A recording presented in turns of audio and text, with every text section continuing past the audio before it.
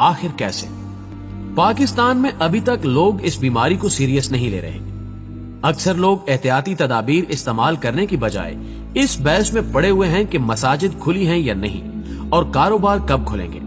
लेकिन ये हकीकत है कि अगर लोगों ने घर से निकलना बंद न किया तो अगस्त तक आधे से ज्यादा पाकिस्तानी मर सकते हैं। शायद ही कोई ऐसा घर बचे जिसमें कोई फौतगी ना हुई हो, और अक्सर खानदानों का नामो निशान मिट जाएगा। लेकिन अवाम की एक बड़ी तादाद इसको समझ नहीं रही। ज्यादातर लोगों की राय यही है कि फरवरी से हम पाकिस्तान में इस वबा की मौजूदगी का सुन रहे हैं और अब अप्रैल का पहला हफ्ता भी गुजर चुका है, लेकिन अभी तक पूरे मुल्क में इस वबा से सिर्फ 3000 मरीज हैं। लिहाजा ये कोई खास खतरनाक चीज नहीं है। हुकूमत वैसे ही लोगों को डरा रही है। अवाम की इस गलत फहमी की वजह यह है कि बहुत से लोग बशमूल कई डॉक्टर्स के अभी तक इस बीमारी के फैलने के मॉडल को नहीं समझे। इसे समझने के लिए हमें रियाजी के लॉग के कानून की मदद लेनी पड़ेगी। कैसे?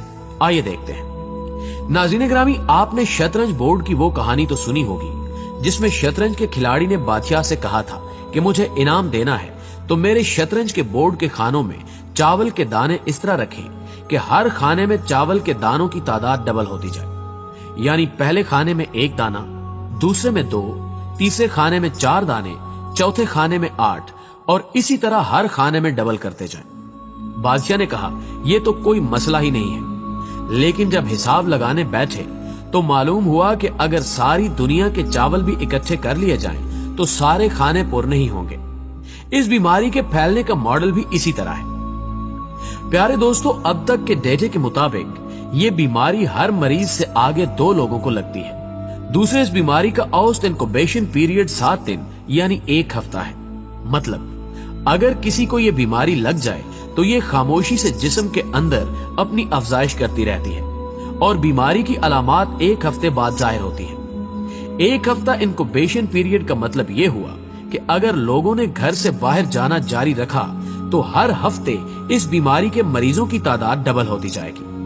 पाकिस्तान में फरवरी के दूसरे हफ्ते में इस बीमारी के पहले मरीजों का पता लगा था। फर्ज करें उस वक्त सिर्फ 1 मरीज था। इस हिसाब से फरवरी के तीसरे हफ्ते में 2 मरीज होंगे और चौथे हफ्ते में 4। आगे चलें तो मार्च के पहले हफ्ते में 8 मरीज, दूसरे में 16, तीसरे में 32, चौथे में 64 और अप्रैल के पहले हफ्ते में सिर्फ 128 मरीज बनते हैं। अगर हम थोड़ी देर के लिए भूल जाएं कि हकीकत में पाकिस्तान में इस वक्त 3000 मरीज हैं और फर्ज करें कि इस वक्त सिर्फ 128 मरीज हैं और अपनी गिनती जारी रखें तो अप्रैल के दूसरे हफ्ते में 256 मरीज, तीसरे हफ्ते में 512 और चौथे में 1024 मरीज होंगे। बज़ाहिर लग रहा है कि फरवरी से लेकर अप्रैल के आखिर तक 2.5 महीने या 10 हफ्तों में सिर्फ 1000 मरीज होना कोई खास खतरे वाली बात नहीं है। रियाजी के लॉग 2 के कानून के मुताबिक 2 की ताकत 10 से भी जवाब 1024 ही आता है। मतलब अगर सिर्फ 1 मरीज से शुरू करें और हर मरीज से आगे 2 लोगों को ये बीमारी लगे तो 2.5 महीने में भी सिर्फ 1024 मरीज होंगे।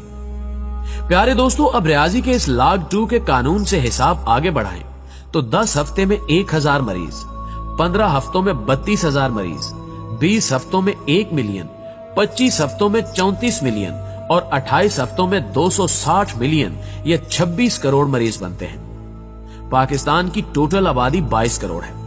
अगर फरवरी में सिर्फ 1 मरीज हो तो 28 हफ्ते या 7 माह बाद पाकिस्तान का हर फर्द इस बीमारी का मरीज होगा। याद रखिए कि इन 7 माह में वैक्सीन के आने का कोई चांस नहीं है और अगर आ भी गई तो पहले अमेरिका और यूरोप को पूरी की जाएगी।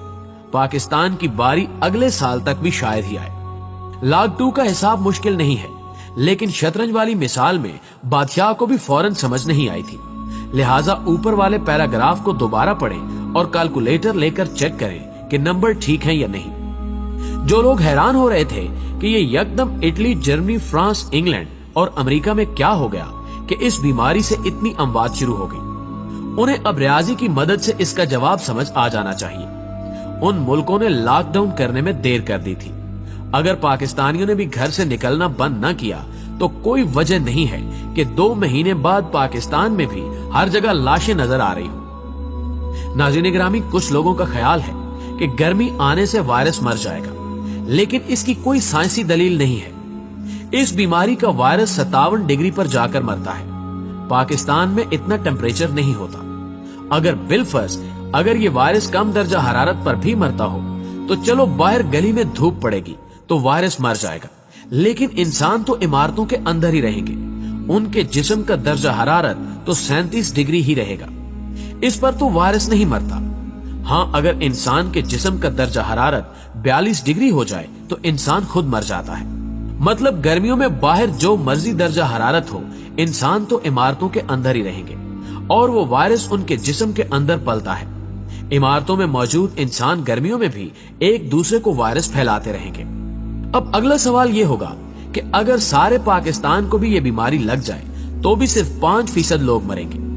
इसके जवाब के लिए आपको 1920 में फैलने वाली स्पेनिश फ्लू को देखना पड़ेगा, जिसमें 5 करोड़ से ज्यादा लोग मरे थे। तहकीकात के मुताबिक सिर्फ फ्लू से ज्यादा लोग नहीं मरे थे, बल्कि बहुत ज्यादा लोगों के बीमार होने और अद्वियात की कमी की वजह से बहुत सारी दूसरी बीमारियां पैदा हो गई थी, जिन्हें मेडिकल की जुबान में सेकेंडरी इन्फेक्शन कहा जाता है। स्पेनिश फ्लू में ज्यादातर अमवात बहुत ज्यादा मरीजों के होने, सफाई की कमी और सेकेंडरी इन्फेक्शन से हुई। अगर खुदा न खास्ता पाकिस्तान में भी कई करोड़ लोग बीमार हो जाते हैं तो न मुल्क के अस्पतालों में इतनी जगह है और न ही मुल्क में इतनी दवाइयां हैं। ज्यादातर अद्वियात बाहर से आती हैं और जो मुल्क में बनती हैं उनके केमिकल भी ज्यादातर बाहर से ही आते हैं। ऐसे हालात में कोई मुल्क किसी को अद्वियात या उनके केमिकल नहीं देता। अभी कल ही जर्मनी ने इल्जाम लगाया है कि अमेरिका ने उनके 2 लाख फेस मास्क चोरी कर लिए हैं।